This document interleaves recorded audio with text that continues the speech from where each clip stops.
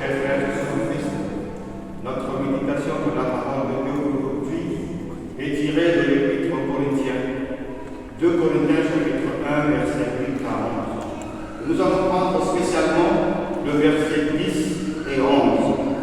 Je vais le lire au nom de notre Seigneur Jésus-Christ. C'est Dieu qui nous a délivrés d'une telle mort et qui nous en délivrera encore. Oui, nous avons cette espérance en lui, qu'il nous délivrera encore, et vous y contribuerez aussi en priant pour nous. Priez les uns pour les autres et soyez reconnaissants. Tel est le thème de notre méditation. Cette épître a été destinée avant tout à l'église de Corinthe. Corinthe se trouve en Grèce, en Europe. Elle est réputée pour avoir une morale plutôt relâchée, car elle a vécu par le péché.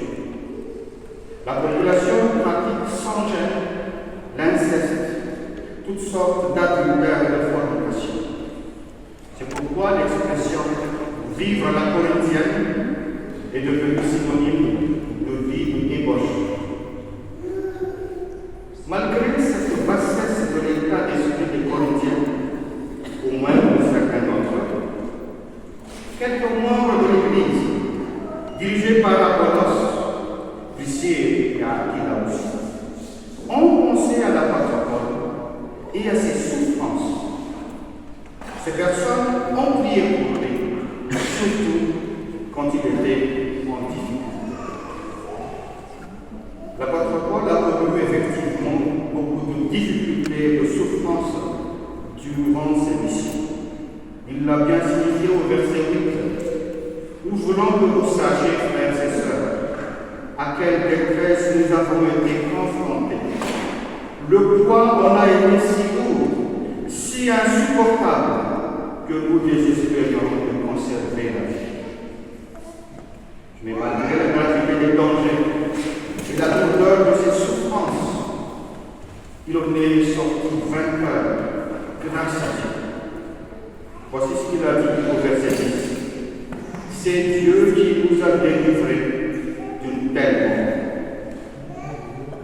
Bien que le nombre de l'église de Corinthe soit encore reprochable, l'apôtre a bien dit qu'il compte beaucoup sur leur prière, car cela a contribué à sa sécurité et à sa réussite. Donc, loin de lui les pensées de mépris, bien au contraire, il apprécie leurs sentiments à son égard. L'apôtre est reconnaissant.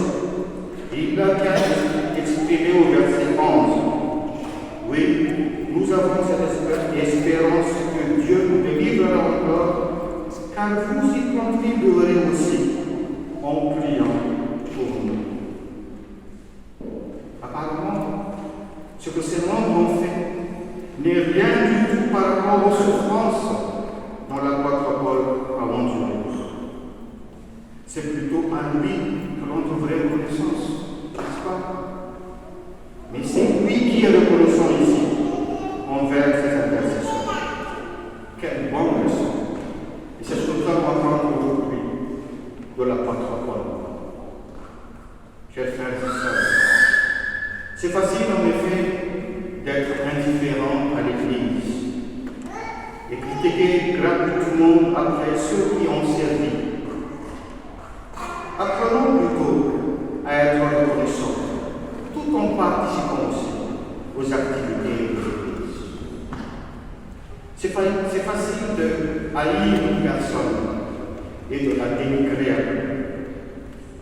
Apprenons plutôt à aimer tous les membres de la communauté et à intercéder même pour nos ennemis, comme le Seigneur nous a dit. C'est facile de dire que le verre est encore à moitié vide. Apprenons plutôt à reconnaître que le verre est déjà à moitié plein. Sortons de la facilité qui ne fait que nous éloigner de notre Seigneur et de nos frères et sœurs en Christ. Sortons de la haine et des rancœurs, car nous avons été tous purifiés par le sang de Christ. dire de la division, car ce sont des œuvres de Satan. Chers frères et sœurs, l'apôtre Paul est allé jusqu'à la fin de sa course. Il a pu garder sa foi, car d'après son témoignage même, ce n'est plus lui qui vit, mais c'est Christ qui vit en nous. Et donc, je vous invite aussi à recevoir sincèrement dans vos cœurs Jésus-Christ comme votre Seigneur et Sauveur. Et vous verrez combien c'est bon de cheminer avec Dieu. Dès lors que nous avons réellement Christ en nous, vous verrez, nous serons capables de pardonner. Nous sommes capables de nous aimer les uns les autres. Nous saurons facilement être reconnaissants. Nous serons habitués à intercéder